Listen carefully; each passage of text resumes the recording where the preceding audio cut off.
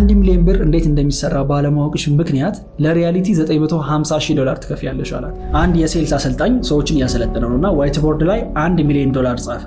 ከዛ ፊት ለፊት የተቀመጠችውን ሴትዮ በአመት ምን ያህል ነው የምትሰሪው ስላት 50,000 አለችው። ከዛ ዋይት ቦርድ ላይ $50,000 ጻፈና በየአመቱ 1 ሚሊዮን ብር እንዴት እንደሚሰራ ባለማወቅሽ ምክንያት ለሪያሊቲ $950,000 ትከፍያለሽ አላት። ይሄ the cost of ignorance ይባላል። አሁን ላይ በወር የምትሰሩት ገንዘብ አለ።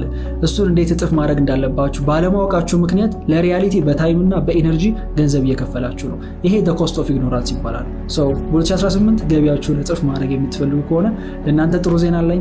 መስከረም 2 ላይ ያዘጋጀሁት ነፃ የኦንላይን ኢቨንት አለ። እዚህ ኢቨንት ላይ ከተገኛችሁ ገቢያችሁን ደብል የምታደርጉባቸውን 4 መንገዶች አሳያችኋለሁ።